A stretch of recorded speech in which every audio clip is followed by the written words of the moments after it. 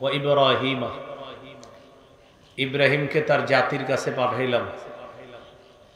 ইদ ক্বালা লিকওমিহি ইবুদুল্লাহ ওয়াত্তাকুহ, যখন ইব্রাহিম নবী তার জাতিকে বললেন, হে আমার সম্প্রদায়, তোমরা আল্লাহর ইবাদত করো এবং তাকেই ভয় করো।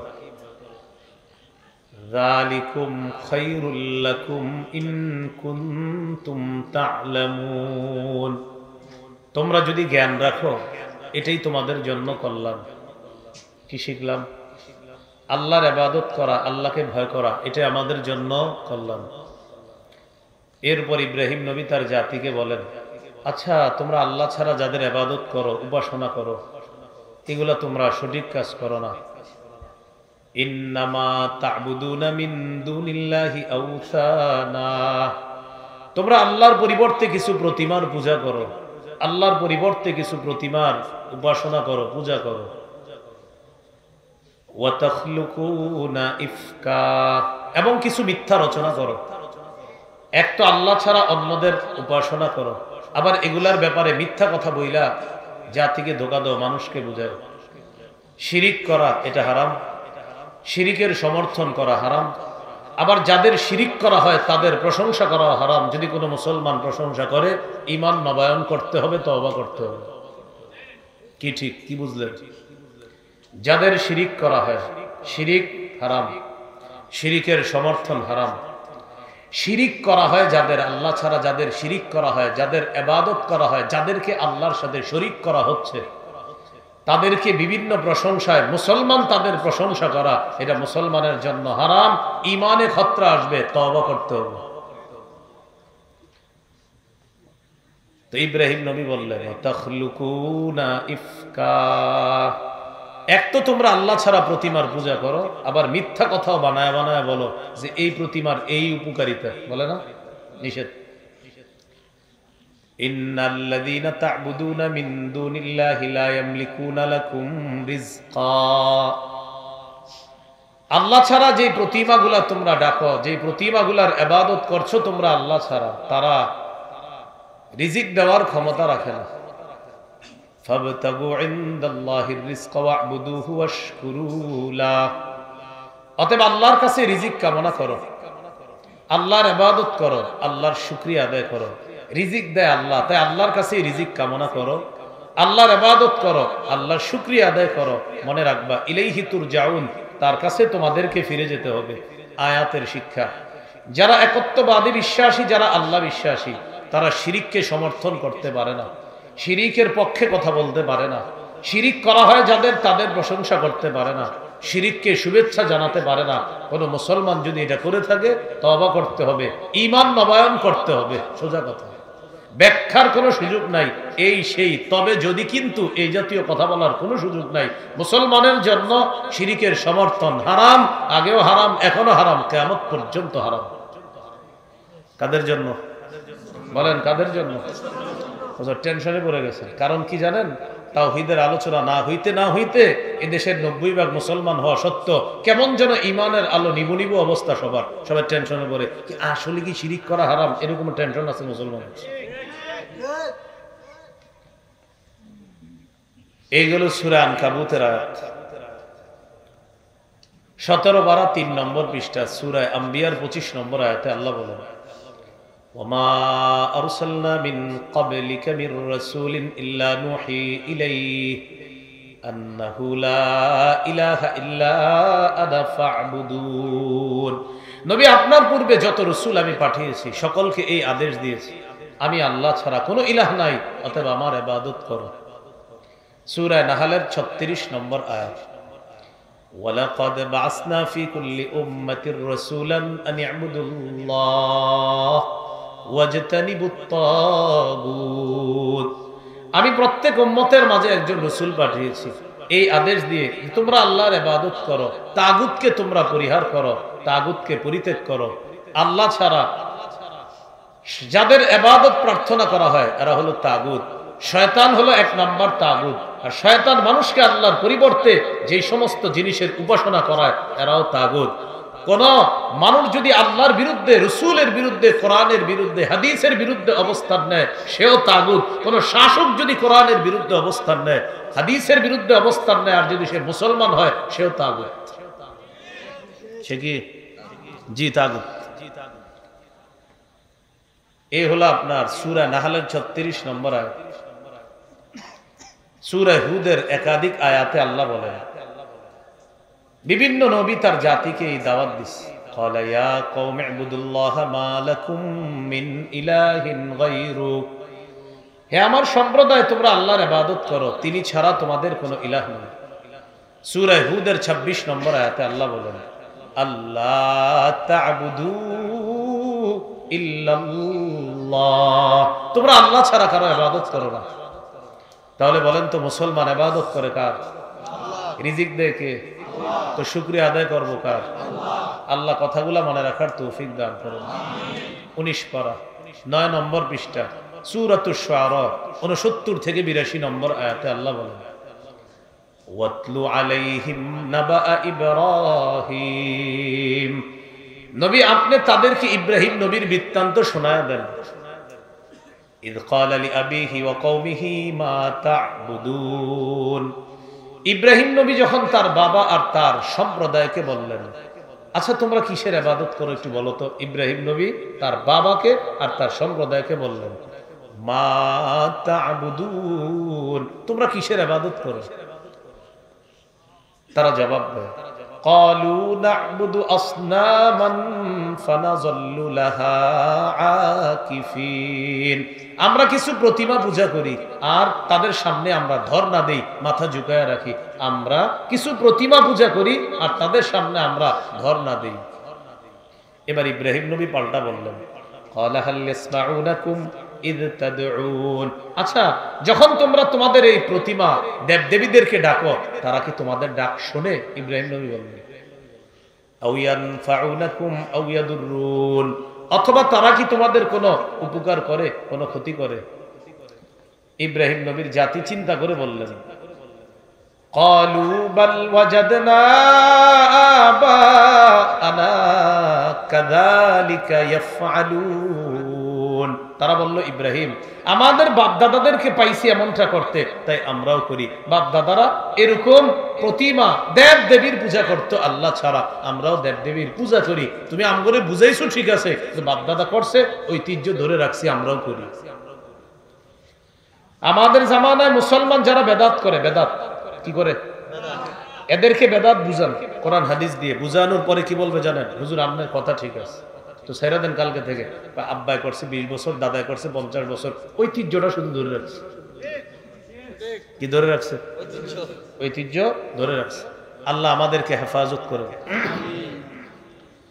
তো ইব্রাহিম নবী তাদেরকে বললেন, ক্বালা ফারাইতুম মা কুনতুম তা'বুদুনা আনতুম ওয়া আবাউকুমুল আকদামুন, তোমরা কি একটু ভেবে দেখেছো, তোমরা যাদের ইবাদত করো, উপাসনা করো আল্লাহ ছাড়া, আর তোমাদের বাপদাদারা যাদের উপাসনা করত, এই ব্যাপারে কি একটু ভেবে দেখেছো কাদের উপাসনা করো তোমরা?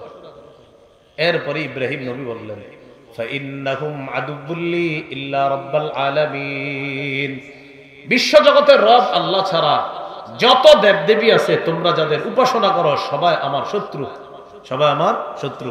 আমরা যারা মুসলমান আছি আমাদেরও বক্তব্য, আল্লাহ ছাড়া আর কেউ ইবাদত পাওয়ার উপযুক্ত না। আল্লাহ ছাড়া মুসলমান অন্য কাউকে মাবুদ মানতে পারে না। আল্লাহ ছাড়া যত মাবুদ আছে সব আমাদের শত্রু, সব আমাদের কি? কেন? তাওহীদবাদী ইব্রাহিম নবীর শত্রু সব আমাদেরও শত্রু, কারণ আমরা একত্ববাদে বিশ্বাসী।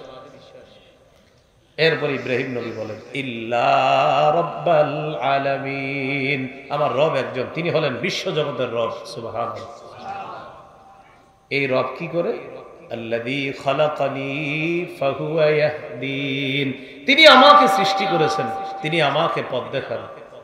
ওয়াল্লাযী হুয়া ইউতঈমুনি ওয়া ইয়াসকিন ওয়াল্লাযী ইউমীতুনি সুম্মা ইউহয়িন, তিনি আমাকে জীবন দেন, তিনি আমাকে মৃত্যু দেন, তিনি আমাকে খাওয়ান, তিনি আমাকে পান করান। ওয়াল্লাযী হুয়া ইউতঈমুনি ওয়া ইয়াসকিন, তিনি আমাকে খাওয়ান, তিনি আমাকে পান করান। ওয়া ইযা মারিতু ফাহুয়া ইয়াশফিন, আমি যখন অসুস্থ হই তিনি আমাকে সুস্থতা দান করেন। ওয়াল্লাযী আতমাউ আন ইয়াগফিরা লি খাতীআতি ইয়াউমাদ্দিন, আমার রবের ব্যাপারে আমার আশা তিনি কিয়ামতের ময়দানে আমার সব গুনাহ মাফ করে দেবেন। তাহলে বলেন আমাদের রব কে? আমাদেরকে সুস্থতা দান করেন কে? আমাদেরকে সৃষ্টি করেছেন কে? সৎ পথে পরিচালনা করেন কে? খাওয়ায় কে? পান করায় কে? সুস্থ হলে অসুস্থ হলে সুস্থতা দান করেন কে? তাহলে আমাদের জীবন দেয় কে? মৃত্যু দেয় কে? সন্তানের রক্তে এই কথা ঢুকাইয়া দেন, তাওহীদের এই বাণী সন্তানের রক্তে মস্তিষ্কে ঢুকাইয়া দেন। আল্লাহ ছাড়া আর কেউ নেই, আল্লাহ ছাড়া ইবাদতের উপযুক্ত আর কেউ না, ইবাদত করতে হবে একমাত্র একজন, তিনি কে? এইটা সন্তানের মস্তিষ্কে রক্তের মধ্যে ঢুকিয়ে দিতে হবে কথা। কারণ আমরা একত্ববাদে বিশ্বাস। সূরা ইউনূস 104 থেকে 108 নম্বর আয়াত, 11 পারা, 19 নম্বর পৃষ্ঠার শেষ, 20 নম্বর পৃষ্ঠার শুরু। আল্লাহ তাআলা বলেন, قل يا أيها الناس إن كنتم في شك من ديني فلا أعبد الذين تعبدون من دون الله ولكن أعبد الله الذي يتوفاكم وأمرت أن أكون من المؤمنين। নবী আপনি বলেন, আমি যে দিন নিয়ে এসেছি আমার দিনের ব্যাপারে তোমাদের কারো যদি কোনো সন্দেহ থাকে। আমাদের নবীকে আল্লাহ বলতেছেন, নবী আপনি বলেন আমি যে দিন নিয়ে এসেছি এই দিনের ব্যাপারে তোমাদের যদি কারো কোনো সন্দেহ থাকে তাহলে শুনে রাখো, ফালা আ'বুদুল্লাযীনা তা'বুদুনা মিন দুনিল্লাহ, আল্লাহ ছাড়া যাদের ইবাদত তোমরা করো আমি তাদের ইবাদত করি না। নবীর ঘোষণা, আল্লাহ ছাড়া তোমরা যাদের ইবাদত করো আমি তাদের ইবাদত করি না। এটা আমাদেরও ঘোষণা, আল্লাহ ছাড়া পৃথিবীর যে যার ইবাদত করে আমরা তাদের ইবাদত করি না, আমরা শুধু একজনের ইবাদত করি। নবী শেষে কি বলে দেখেন, ওয়ালাকিন আ'বুদুল্লাহাল্লাযী ইয়াতাওয়াফাকুম, আমি ইবাদত করি ওই আল্লাহর যে আল্লাহ তোমাদেরকে মৃত্যু দিবেন। আমাদেরকে মৃত্যু দেয় আল্লাহ, এটা তো আমাদের আকীদা আছেই। তোমরা যারা আল্লাহকে মানো না এই তোমাদেরকেও মৃত্যু দিবে যে আল্লাহ, আমি মুহাম্মদ সাল্লাল্লাহু আলাইহি সাল্লাম ওই আল্লাহর ইবাদত করি। এরপরে নবীজি আল্লাহ শিখিয়ে দিচ্ছেন, নবী আপনি বলেন, ওয়া উমিরতু আন আকুনা মিনাল মুমিনিন, আমাকে আদেশ করা হয়েছে আমি যেন ঈমানদারদের অন্তর্ভুক্ত হই। ওয়া আন আকিম ওয়াজহাকা লিদ-দীনি হানিফাও ওয়া লা তাকুনান্না মিনাল মুশরিকিন, আমাকে আদেশ করা হয়েছে নবী একনিষ্ঠভাবে আপনি আপনার চেহারাটা দ্বীনের প্রতি প্রতিষ্ঠিত রাখেন, আর যারা শিরিক করে আপনি তাদের অন্তর্ভুক্ত হয়েন না। চিন্তা করছেন নবীরে আল্লাহ বলতেছে যারা শিরিক করে আপনি তাদের অন্তর্ভুক্ত হয়েন না, নবীরে বলতেছে। এরপরে আল্লাহ বলেন, ওয়ালা তাদউ মিন দুনিল্লাহি মা লা ইয়ানফাউকা ওয়া লা ইয়াদুররুক, আল্লাহ ছাড়া আপনি এমন কাউকে ডাকবেন না যে আপনার উপকার করতে পারে না, ক্ষতি করতে পারে না। ওয়ালা তাদউ মিন দুনিল্লাহি মা লা ইয়ানফাউকা ওয়া লা ইয়াদুররুক, আল্লাহ ছাড়া এমন কাউকে আপনি ডাকবেন না, মা লা ইয়ানফাউকা, যে আপনার উপকার করতে পারে না, ওয়া লা ইয়াদুররুক, যে আপনার ক্ষতি করতে পারে না। পরে কি বলে দেখেন, ফা ইন ফাআলতা, নবী আপনি যদি আল্লাহ ছাড়া কাউকে ডাকেন, নবী আপনি যদি আল্লাহ ছাড়া কাউকে ডাকেন, নবী আপনি কাউকে যদি আল্লাহ ছাড়া কাউকে যদি উপকার আর ক্ষতিকারক মনে করেন, আল্লাহ ছাড়া যদি মনে করেন কেউ আপনার উপকার ক্ষতি করতে পারে, যদি মনে করেন, ফা ইন্নাকা ইযাম মিনাজ জালিমিন, আপনি ওই মানুষদের অন্তর্ভুক্ত হবেন যারা জালেম। নাউজুবিল্লাহ, যারা কি আল্লাহ নবীরে বলতেছে, নবী আপনি যদি আমি আল্লাহ ছাড়া কাউকে ডাকেন মনে করেন যে উপকার ক্ষতি করতে পারে, তো মনে রাখবেন আপনি তাদের অন্তর্ভুক্ত হবেন যারা জালেম।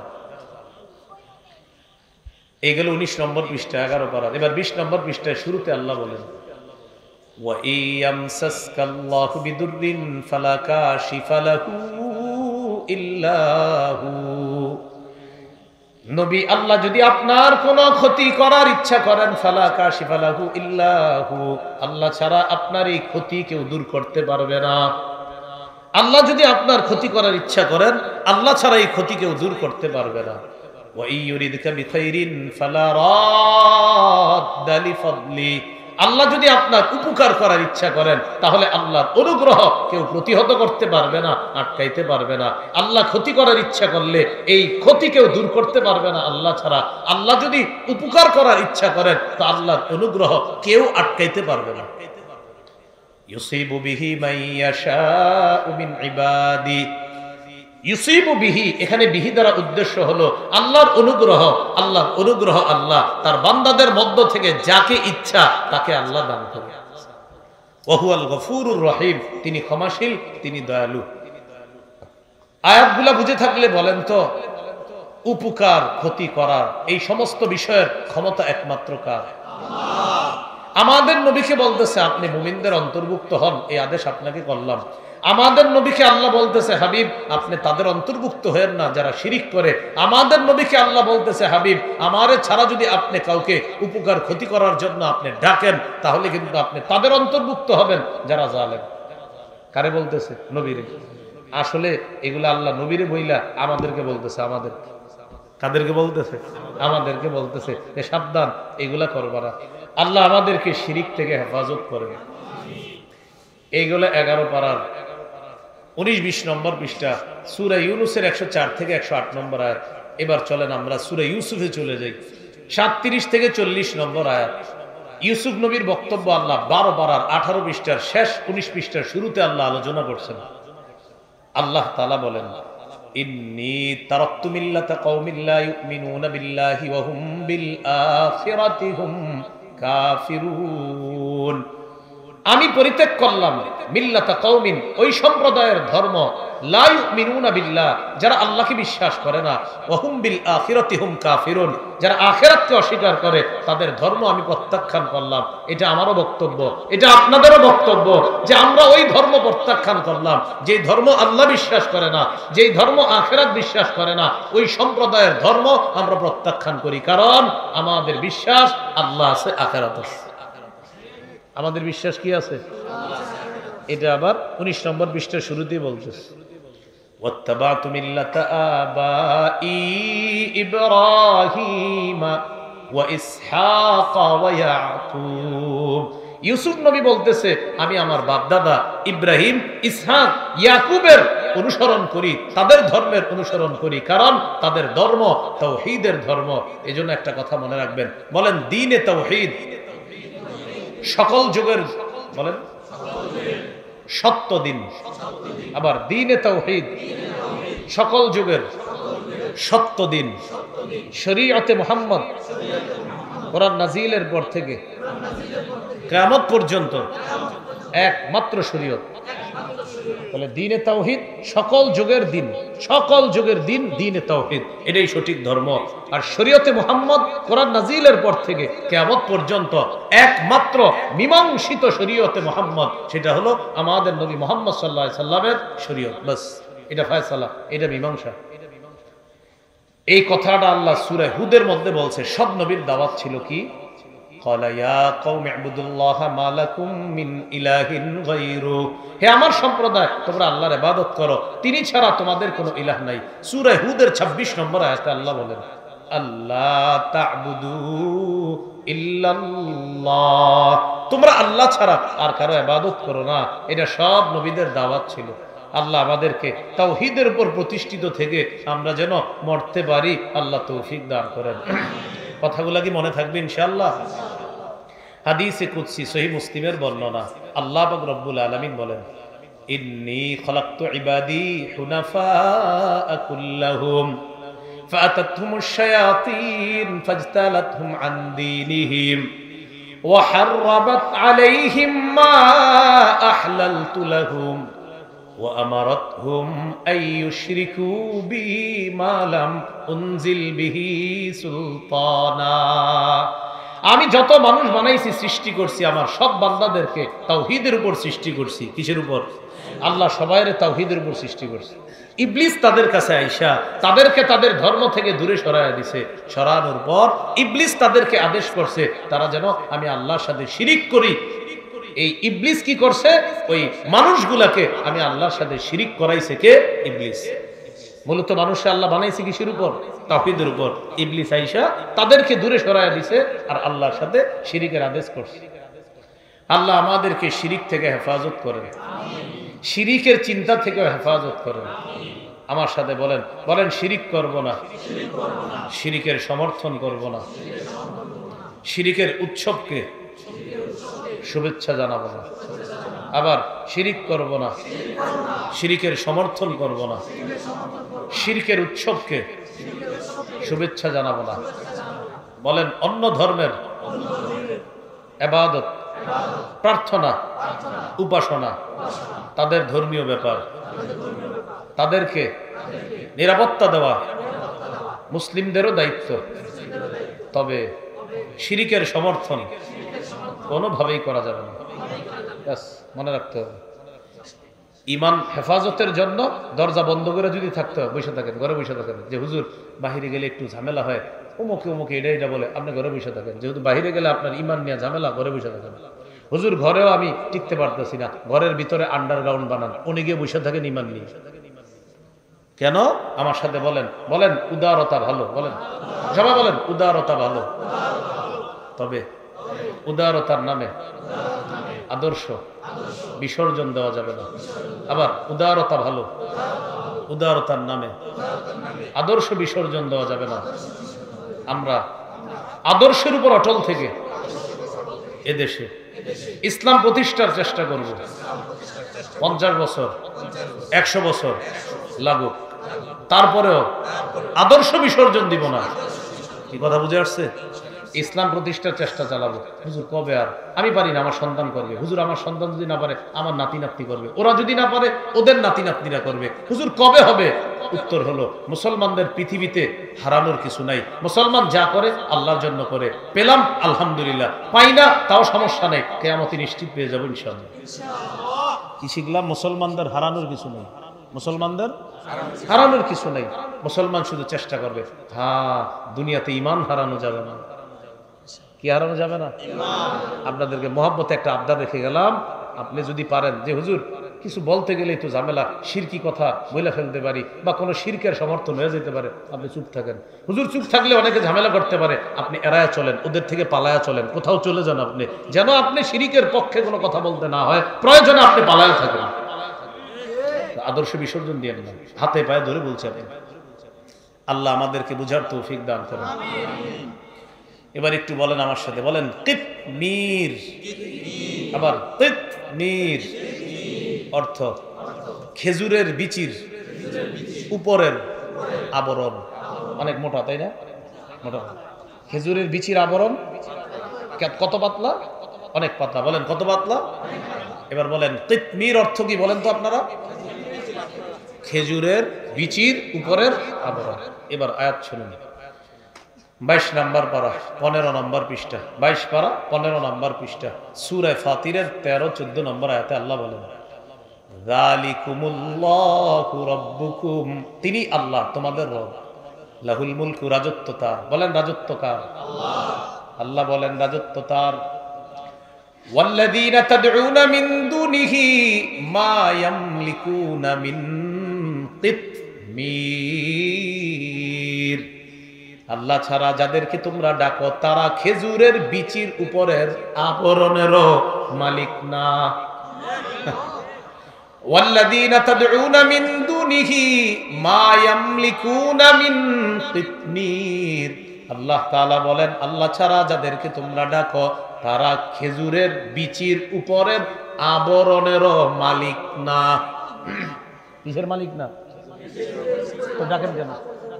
খেজুরের বিচির উপরের আবরণের মালিক না, তাহলে কি না? বলেন, বলেন মালিক না, কি না? আল্লাহ বলে মালিক না, তো ডাকো কেন? আমি আল্লাহ ছাড়া অন্য কাউরে কেন ডাকো? আল্লাহ কারে ডাকি? এমন কাউরে ডাকো যে খেজুরের বিচির উপরের আবরণের মালিক না, তাই তো? তাহলে ডাকো কেন? তো কি করব? আল্লাহ পরে বলতেছে, ইন তাদউহুম লা ইসমাউ দুআআকুম, যদি তাদেরকে ডাকো তারা তোমাদের ডাক শুনবে না। এই জন্য এমন কাউকে ডাকতে হবে যিনি ডাকার সাথে সাথে আমাদের ডাকে সাড়া দেয়। তিনি কে? আল্লাহ। সূরা বাকারার 186 নম্বর আয়াতে আল্লাহ বলেন, উজিবু দাওয়াতাদ দাঈ ইযা দাআন, আহ্বানকারী আমাকে ডাকার সাথে সাথে আমি আল্লাহ তার আহ্বানে সাড়া দিই। সূরা গাফিরের 60 নম্বর আয়াতে আল্লাহ বলেন, وقال ربكم ادعوني استجب لكم, তোমাদের রব আল্লাহ বলেন আমাকে ডাকো, তোমরা ডাকা মাত্রই আমি আল্লাহ তোমাদের ডাকে সাড়া দিই। সবাই একটু বলি, বলেন আল্লাহুম্মা বারিক লানা ফিমা আ'তাইতানা, আল্লাহুম্মা, হে আল্লাহ, বারিক লানা, আমাদেরকে বরকত দেন, ফিমা আ'তাইতানা, যে নিয়ামত আমাদেরকে দিয়েছেন সেই নিয়ামতে বরকত দান করেন। বলেন আল্লাহুম্মা, হে আল্লাহ।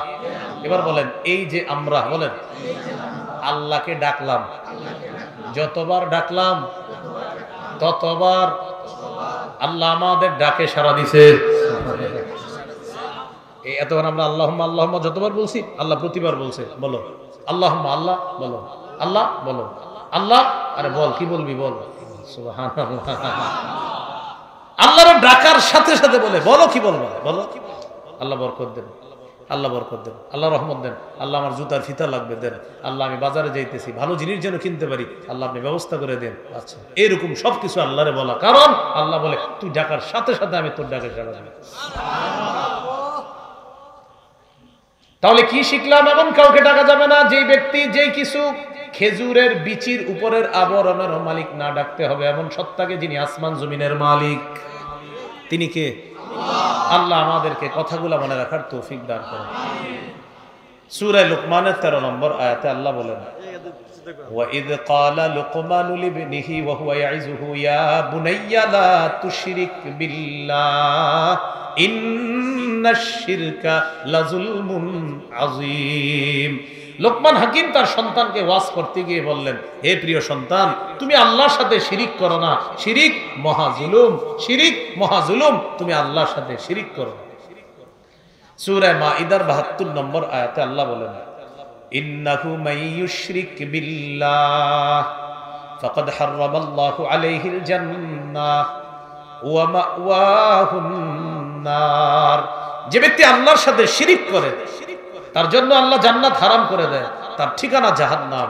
যে ব্যক্তি আল্লাহর সাথে শিরিক করে তার ঠিকানা জাহান্নাম, আল্লাহ তার জন্য জান্নাত হারাম করে দেয়। সূরা জুমারের 65 নম্বর আয়াতে আল্লাহ বলেন, ওয়ালাকাদ উহিয়া ইলাইকা ওয়া ইলাল লাযিনা মিন ক্বাবলিক, নবী আপনার প্রতি আর আপনার পূর্ববর্তী সব নবীদের প্রতি এই ওহী প্রেরণ করা হয়েছে, লা ইন আশরাকতা লা ইয়াহবাতান্না আমালুকা, যদি আপনি শিরিক করেন আপনার সমস্ত আমল বরবাদ হয়ে যাবে। কাকা সারা বছর আল্লাহরে সিজদা দিলেন, হঠাৎ মানুষের সাথে গ্রুপ বাইদা বাস দিয়া মিলা কোথায় জানি গেলেন, বাসে ভইরা এক জায়গায় গিয়া আস্তে চুপি চুপি আরেক জায়গায় একটা সিজদা দিছেন, সব শেষ। জিজ্ঞাসা করলে বলে ওইটা তাজিমি সিজদা, এটা আবেগী সিজদা। কে শিখাইছে আপনারে? ওখানে আমারে শিখাই দিছে। কি সিজদা? তাজিমি। বলেন কি সিজদা? তাজিমি সিজদা, মানে আল্লাহ ছাড়া অন্য জায়গায় সিজদা দেয়। নাউজুবিল্লাহ পড়েন, সবাই বলেন নাউজুবিল্লাহ। আমরা কি আল্লাহর ওলির বিরুদ্ধে? না। আল্লাহর ওলির কবরের বিরুদ্ধে? আল্লাহর ওলির কবর জিয়ারতের বিরুদ্ধে? আল্লাহর ওলির কবরকে কেন্দ্র করে যদি শিরিক করে, এটার বিরুদ্ধে আগে ছিলাম, এখনো আছি, ভবিষ্যতেও থাকবো। আমরা কি ওলির বিরুদ্ধে না শিরিকের? আমরা কি জিয়ারতের বিরুদ্ধে না শিরিকের? এই জন্য রাস্তাঘাটে অনেকে স্লোগান দেয়, আল্লাহর ওলির দুশ্মনেরা হুঁশিয়ার সাবধান।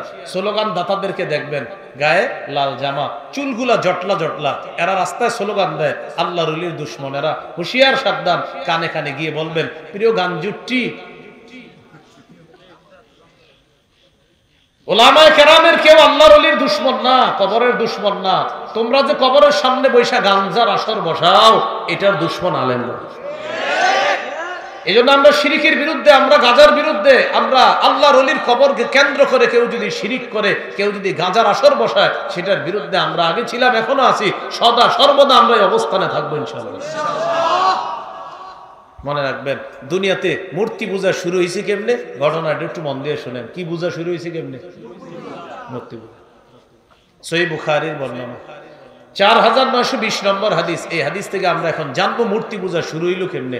ইতিহাসটা মনে থাকলে আপনি আপনার অন্য ধর্মের বন্ধুদেরকেও দাওয়াত দিতে পারবেন যে দুনিয়াতে কিন্তু এইভাবে মূর্তি পূজা শুরু হয়েছে।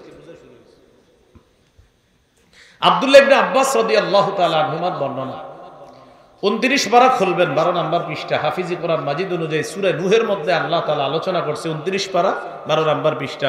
শুরুতেই দেখবেন আছে লা তাযারুন্না আলিহাতাকুম ওয়ালা তাযারুন্না ওয়াদ্দাউ ওয়ালা সুওয়া ওয়ালা ইয়াগুসা ওয়া ইয়াউকা ওয়া নাসরা। এই 5টা মূর্তির নাম আছে। একটা মূর্তির নাম ওয়াদ্দুন, আরেকটার নাম সুওয়াউন, আরেকটার নাম ইয়াগুস, আরেকটার নাম ইয়াউক, আরেকটার নাম নাসরুন। এই 5 মূর্তি আল্লাহ কোরআন এই 5টাকে মূর্তি হিসাবে আলোচনা করলেও মূলত এই 5টা মূর্তির নাম ছিল না। এই 5টা ছিল 5 জন আল্লাহর ওলির নাম। বলেন তো কোরআনে যে 5টি নাম আমরা মূর্তি হিসাবে পাইলাম, এই 5টা কি আসলে মূর্তির নাম ছিল না আল্লাহর ওলিদের নাম ছিল? বুখারীতে আছে আসমাউ রিজালিন সালিহিনা। এই 5টি ছিল 5 জন আল্লাহর ওলির নাম। ঘটনা কি ঘটলো? এই 5 আল্লাহর ওলি মারা গেছে। মারা যাওয়ার পর তাদের অনুসারী যারা আছে মন খারাপ, ইবলিস তাদের কাছে আসছে মানুষের রূপ ধারণ করে। আসার পর ইবলিস তাদেরকে বলল, কি ব্যাপার, মন খারাপ কেন? তারা বলল, আমরা যে আল্লাহর ওলিদেরকে দেখলে ইবাদতে মজা পাইতাম, তারা এখন দুনিয়াতে আর নাই, এই জন্য আর আগের মতো ইবাদতে মজা পাই না। এটা সহজ বিষয়। যারা আপনারা প্রতিদিন মসজিদে 5 ওয়াক্ত নামাজ পড়েন, তারা যদি মসজিদ ছাড়া অন্য কোথাও নামাজ পড়েন, আপনার মনে হবে নামাজ পড়েন নাই। মসজিদের মজাটা বাহিরে পাওয়া যায় না। ইবলিস মানুষের রূপ ধারণ করছে, বড় আল্লাহর ওলির মতো সাইজা তাদেরকে বলল, তোমাদের ব্যথাটা আমি বুঝতেছি। আচ্ছা, আমি যদি একটা কাজ করি, 5 আল্লাহর ওলির যদি 5টা আকৃতি তোমাদের সামনে আনি, তাহলে তোমরা ইবাদতে মজা পাইবে না। এটা কেমনে সম্ভব? আল্লাহর ওলি 5 জন তো মারা গেছে। আমি যদি 5 জনের আকৃতিটা আনতে পারি তোমাদের সামনে, যে এই 5 জন দেখতে এমন ছিল, এরকম 5টা জিনিস তোমাদের সামনে নিয়ে আসলাম, তখন ইবলিস 5 জন আল্লাহর ওলির 5টা প্রতিমূর্তি তৈরি করলো। এই পৃথিবীতে সর্বপ্রথম মূর্তি তৈরি করা হলো। 5টা প্রতিমূর্তি তৈরি করার পর ইবলিস এবার তাদের কাছে এসে বলল, দেখো তো এটা কার মতো? তো দেখে একজন ওয়াদ্দুন নামক আল্লাহর ওলির মতো দেখা যায় পুরো। ইবলিস বলল, এটা এক কাজ করবা, ওয়াদ্দুন নামক আল্লাহর ওলি যেখানে বসতো সেখানে এই মূর্তিটা রেখে দিবা। এইভাবে প্রত্যেক আল্লাহর ওলি যেখানে বসতো, ইবলিস বলে দিল, আমি উসিবু ইলা মাজালিসিহিমুল্লাতী কানু ইয়াজলিসুনা আলাইহা আনসাবা। আল্লাহর ওলিরা যেখানে যেখানে বসতো সেখানে সেখানে মূর্তিগুলো স্থাপন করে দেয়। যেই কথা সেই কাজ, মূর্তি স্থাপন করে দিল। মূর্তি স্থাপন করার পর তখনও পর্যন্ত ওই মানুষগুলা আল্লাহর সাথে শিরিক করে না, তবে 5 জন আল্লাহর ওলিরে তারা দেখে, এই যে আমাদের ওলিরা আছে, মনে মনে ভালো লাগে, কিন্তু ইবাদত করে তখনও আল্লাহ। হাত্তা ইদা হালাকা উলাইকা ওয়া তানাসসাখাল ইলমু উবিদাত। যখন এই জেনারেশন বিদায় নিল, পরবর্তী জেনারেশন যখন আসলো, আর সঠিক বিদ্যার বিলুপ্তি ঘটলো, যখন এলেমের বিলুপ্তি ঘটলো, তখন কি হলো? ইবলিস আবার পরবর্তী জাতির কাছে আইসা বলতেছে, তোমাদের বাপ দাদাদেরকে দেখেছি এই 5 আল্লাহর ওলির সামনে সেজদা দিতে, তোমরাও সেজদা দাও, ভালো লাগবে। তখন তাদেরকে ইবলিস এই 5 আল্লাহর ওলির সামনে সেজদা করাইলো। এই প্রথম দুনিয়াতে শিরিক শুরু হলো, এর আগে পৃথিবীতে শিরিক হয় নাই। কথা কি মনে থাকবে? কিন্তু আপনারা শিখলেন কি, সেটা হলো আমার মূল বিষয়। শিরিকের সূচনা হলো 5 জন আল্লাহর ওলির আবেগকে কেন্দ্র করে, নাকি কোনো খারাপ মানুষকে কেন্দ্র করে? আল্লাহর ওলির আবেগকে কেন্দ্র করে। যেমনি ভাবে আল্লাহর ওলির আবেগকে কেন্দ্র করে মূর্তি পূজা শুরু হলো, বর্তমান যুগেও আল্লাহর ওলির আবেগকে কেন্দ্র করে দরগা পূজা হয়। কি পূজা? এখন অনেকে বিরোধিতা করবে, হুজুর আপনি দরগার বিরুদ্ধে। না, আমি দরগা পূজার বিরুদ্ধে, দরগার না। কথাটা বুঝতে হবে। আল্লাহর ওলির দরগা, আল্লাহর ওলির আস্তানা, আল্লাহর ওলির কবর, সেটার বিরুদ্ধে আমি না, কিন্তু কবর কেন্দ্র করে শিরিকের বিরুদ্ধে আমি। এই বিষয়টা অনেকে বুঝে না। দেখবেন আমার এই ওয়াজটারে একদল বলবে, হুজুরে আল্লাহর ওলির দুশমন। আমি কি ওলির বিরুদ্ধে বলছি না শিরিকের? আল্লাহ আমাদেরকে বুঝার তৌফিক দান। যদি বলেন আমি ওলির বিরোধিতা করছি, তাহলে এই 5 আল্লাহর ওলি, যে 5 আল্লাহর ওলির হিস্টোরি মাত্র বললাম, এই ব্যাপারে কি জবাব দিবেন? এটা কোরআনে আছে আলোচনা। এখান থেকে আমরা শিখলাম আবেগের কারণে, আবেগের বশবর্তী হয়ে অনেক সময় আমরা আমাদের ঈমানকে বিসর্জন দিয়ে দিই। আল্লাহ আমাদেরকে হেফাজত করবে। এই হলো মূর্তি পূজার ইতিহাস। সহিহ বুখারীর বর্ণনা 6861 নম্বর হাদিসের বর্ণনা, আব্দুল্লাহ ইবনে মাসউদ রাদিয়াল্লাহু তাআলা আনহুর বর্ণনা। এক ব্যক্তি নবীর কাছে আসছে, আসার পর নবীজিকে জিজ্ঞাসা করলেন, আইয়ুয যামবি আকবারু ইনদাল্লাহ, ইয়া রাসূলুল্লাহ, আল্লাহর কাছে সবচেয়ে বড় পাপ কোনটি আপনার কাছে জানতে চাই। নবীজি বললেন, আনতাদউ লিল্লাহি নিদ্দান ওয়া হুয়া খালাকাকা, যে আল্লাহ তোমাকে সৃষ্টি করেছেন এই আল্লাহর সাথে কোন সমকক্ষ নির্ধারণ করা, এটা হলো সবচাইতে বড় পাপ। আল্লাহ তোমারে বানাইলেন, আল্লাহর কাছে তুমি সন্তান চাও, আবার কোন মানুষের কাছেও তুমি সন্তান চাও। এই যে তুমি আল্লাহর কাছেও সন্তান চাইলা, আবার মানুষের কাছেও চাইলা, এই আল্লাহর সাথে সমকক্ষ নির্ধারণ করা, এটা সবচেয়ে বড় পাপ। এটা সবচেয়ে বড় পাপ। তুমি আল্লাহর সাথে অন্য কোন সমকক্ষকে ডাকা। আল্লাহ আমাদেরকে হেফাজত করেন। সহিহ বুখারীর 6675 নম্বর হাদিসের বর্ণনা, আব্দুল্লাহ ইবনে আমর রাদিয়াল্লাহু তাআলা আনহুমার বর্ণনা। তিনি বলেন, ক্বালা রাসূলুল্লাহ সাল্লাল্লাহু আলাইহি ওয়াসাল্লাম, আল কাবাইরু আল ইশরাকু বিল্লাহ, সবচেয়ে বড় কবিরা গুনাহ আল্লাহর সাথে শিরিক করা। সবচেয়ে বড় কবিরা গুনাহ আল্লাহর সাথে শিরিক করা। মুসনাদ আহমদ হাদিসের কিতাব, প্রায় 40,000-এর কাছাকাছি হাদিস আছে এই কিতাবের মধ্যে। এর মধ্যে 27,000-এর বেশি আছে বিশুদ্ধ হাদিস। এই কিতাবের 22,075 নম্বর হাদিসের বর্ণনা, নবীর একজন সাহাবী নাম মুআজ ইবনে জাবাল রাদিয়াল্লাহু তাআলা, তিনি বলেন, আওসানি রাসূলুল্লাহ সাল্লাল্লাহু আলাইহি ওয়াসাল্লাম বিআশরি কালিমাত। মুআজ ইবনে জাবাল বলেন, আল্লাহ নবী আমাকে 10টি বিষয়ে উপদেশ দিয়েছেন। কয়টা?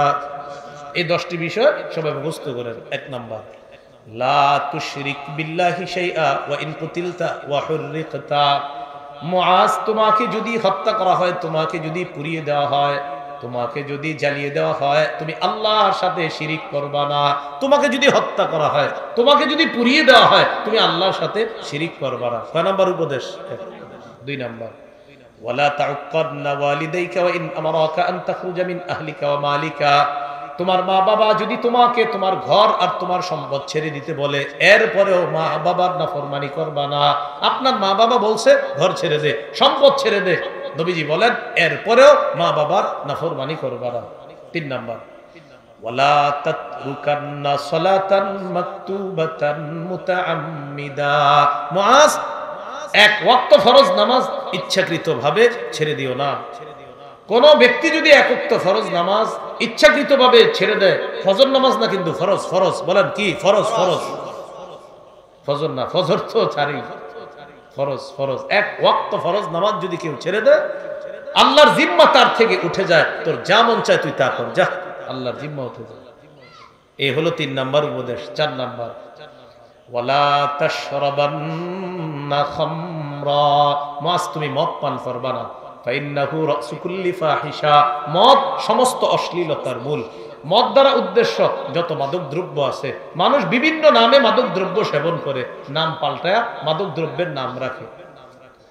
যেমন মদের কথা বললে অনেকে ভাবে যে যাক মদ বলা হয়েছে, গাঁজা তো আর বলা হয় না।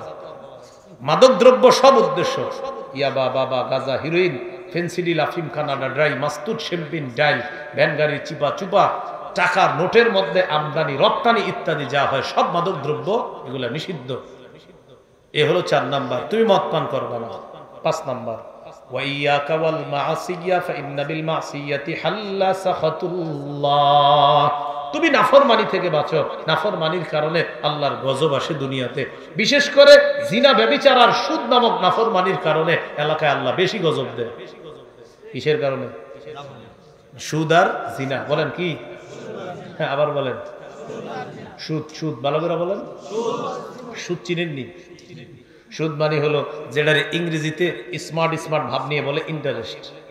ধনী মানুষ যখন সুদ খায় না, উনি কিন্তু বলে না যে সুদ, উনি বলবে ইন্টারেস্ট। আপনি বলবেন, স্যার কি অবস্থা, আপনার ব্যবসা কেমন? বলবে মূল প্রফিট তোমার 50 লাখ আর উইথ ইন্টারেস্ট 50 লাখ। মূল লাভ হলো তোমার 50 লাখ, আর সাথে তোমার সুদ হলো 50 লাখ। তো ইংরেজিতে যেহেতু বলছে, সামনে যে আছে ভাবে সারে না জানি কত বড় ব্যবসা করে, যেহেতু ইংরেজি বলছে তার মানে অনেক বড়ই ব্যবসা হবে, যেহেতু কি বলছে।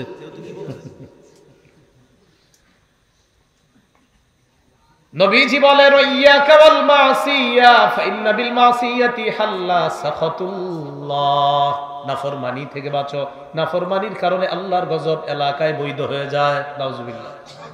6 নাম্বার ওয়া ইয়াকা ওয়াল ফিরার বিনাজ জাহফি ওয়া ইন হালাকান নাস, জিহাদের ময়দানে যদি সবাই শেষ হয়ে যায়, মুআজ তুমি জিহাদের ময়দান থেকে কখনো পলায়ন করবা না। জিহাদের সবাই শেষ, তুমি একা আছো, একাই থাকবা, পলায়ন করবা না। 7 নাম্বার ওয়া ইদা আসাবান নাস মাউতুন ওয়া আনতা ফীহিম ফাসবুত, তুমি কোন এলাকায় আছো আর ওই এলাকায় যদি মহামারী দেখা দেয়, মুআজ ওই এলাকায় থাকবা, সেখান থেকে তুমি মহামারীর ভয়ে অন্য কোথাও পালিয়ে যাবা না। অন্য হাদিসে আছে মহামারী কবলিত এলাকার কেউ বাহিরে যাবে না, আর বাহিরের কেউ মহামারী কবলিত এলাকায় প্রবেশ করবে না। এটাকেই ইংরেজিতে তারা বলে দিছে লকডাউন। কি বলছে? লকডাউন হলো না? লকডাউন মানে কি? লকডাউন মানে হলো যে এলাকায় মহামারী আছে ওই এলাকার কেউ বাহিরে যাবে না, বাহিরের কেউ সেখানে ঢুকবে না। আরো অনেক নিয়ম ছিল লকডাউনের, বিশেষ করে এদেশের কোনো প্লেন বিদেশে যাবে না, বিদেশের কোনো বিমান এদেশে আসবে না, এরকমও তো নিয়ম হয়ে গিয়েছিল। এটার নাম দিছি কি? লকডাউন। তো লকডাউন যারা এই নামটা দিল, বর্তমান যারা গবেষণা করে পৃথিবীতে, তারা নাম দিয়া মানুষের বাহবা কুড়াইছে, বাবা কত সুন্দর একটা নিয়ম করছে। কিন্তু এটা যে আমগো নবীর হাদিস চুরি করে বলছে, এটাকে বলবে। আমাদের নবী ১৫০০ বছর আগে এইভাবে বলে দিছে মহামারী কবলিত এলাকার কেউ বাহিরে যাবা না, বাহিরের কেউ ভিতরে আসবা না। তো এটার ইংরেজি নামই তো লকডাউন নাকি?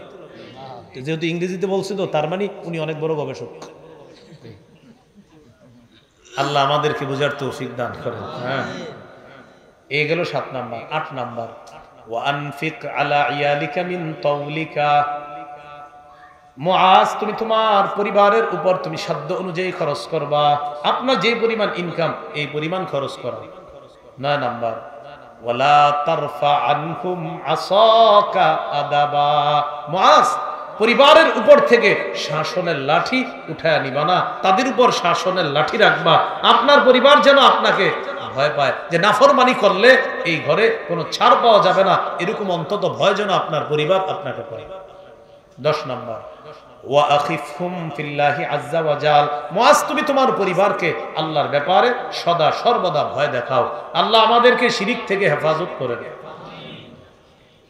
তিরমিজির হাদিস ৩৫৪০ নম্বর হাদিস। এই হাদিসের মধ্যে আছে, হাদিসে কুদসির মধ্যে আল্লাহ পাক রব্বুল আলামিন বলেন ইন্নাকা লাউ আতাইতানি বিকুরাবিল আরদি খাতায়ায়া, বান্দা তুমি যদি আমার কাছে রাশি রাশি বালু পরিমাণ গুনাহ নিয়ে আসো, সুম্মা লাকিতানি লা তুশরিকু বি শাইআ, আর আমি যদি দেখি তোমার গুনাহের মধ্যে শিরিক নামক গুনাহ নাই, শিরিক নামক গুনাহ নাই, লা আতাইতুকা বিকুরাবিহা মাগফিরা, আমি আল্লাহ বালু পরিমাণ ক্ষমা দিয়ে তোমাকে ক্ষমা করে দেব। শর্ত কি না করা? বলেন কি না করা? এটাই সূরা নিসার ৪৮ নম্বর আয়াতে আল্লাহ বলেছে ইন্নাল্লাহা লা ইয়াগফিরু আন ইউশরাকা বিহি, আল্লাহর সাথে শিরিক করলে এটা আল্লাহ ক্ষমা করেন না, এই অপরাধ আল্লাহ ক্ষমা করেন না। সহিহ মুসলিমের হাদিস ৬৪৪০ নম্বর হাদিস। এই হাদিসের মধ্যে আছে ক্বালা রাসূলুল্লাহ সাল্লাল্লাহু আলাইহি ওয়াসাল্লাম তু'রাদুল আ'মালু ইলাল্লাহ ফি কুল্লি ইয়াউমি খামিসিন ওয়া ইসনাইন, প্রতি বৃহস্পতিবার আর সোমবার আমলনামা আল্লাহর কাছে পাঠানো হয়। প্রতি বৃহস্পতিবার আর সোমবার আমলনামা আল্লাহর কাছে পেশ করা হয়। আমার আপনার আমলনামা প্রতি বৃহস্পতিবার আর সোমবার আল্লাহর কাছে পেশ করা হয়। ফায়াগফিরুল্লাহু লিকুল্লি ইমরিইন লা ইউশরিকু বিল্লাহি শাইআ ওয়া ইল্লা ইমরাআন কানাত বাইনাহু ওয়া বাইনা আখিহি শাহনা, আল্লাহ দেখে ওই আমলনামার মধ্যে তার মোটামুটি ইবাদত বন্দেগী আছে, আমার অনেক গুনাহ আছে, 2টা গুনাহ নাই, এক হলো শিরিক নাই, আর একটা ভাইয়ে ভাইয়ে বিদ্বেষ, এই গুনাহটা নাই। কয়টা গুনাহ নাই? 2টা। সোমবার আর বৃহস্পতিবার আমাদের আমলনামা আল্লাহর কাছে গেলে আল্লাহ দেখে ওর অপরাধ আছে অনেক, বাকি ইবাদত বন্দেগীও আছে, কিন্তু যেই অপরাধগুলো আছে এর মধ্যে 2টি অপরাধ নাই, একটা হলো শিরিক নাই আর একটা হলো ভাইয়ে ভাইয়ে বিদ্বেষ, এই অপরাধটা নাই। আল্লাহ বলে যা মাফ করে দিন। তাহলে সোমবার বৃহস্পতিবার শিরিক মুক্ত আমল আল্লাহর কাছে পাঠাতে হবে। সোমবার বৃহস্পতিবার শিরিক মুক্ত আমল আল্লাহর কাছে পাঠাতে হবে। ভাই কি শিখলাম আমরা বলেন তো? সোমবার বৃহস্পতিবার আমলটা কি মুক্ত পাঠাতে হবে? তাহলে প্রথম অংশে আজকে আলোচনা গেল তাওহীদের আলোচনা। কিসের আলোচনা? ঘরের ভিতরে, গর্তের ভিতরে গিয়েও তাওহীদের উপর অটল থাকতে হবে, ঈমান রাখতে হবে। ঈমান থাকার জায়গা হলো কলবের মধ্যে, এটা পিওর খাঁটি রাখতে হবে। উদার হওয়া ভালো, উদারতার নামে আদর্শ বিসর্জন দেওয়ার কোনো সুযোগ নাই। আবার বলছি, উদার হওয়া ঠিক আছে, উদারতার নামে আদর্শ বিসর্জন দেওয়া যাবে না। আল্লাহ আমাদেরকে ইসলামী মূল্যবোধে বিশ্বাসী হয়ে যেন আদর্শের উপর অটল থেকে আমরা কবরে যেতে পারি, আল্লাহ তৌফিক দান করেন।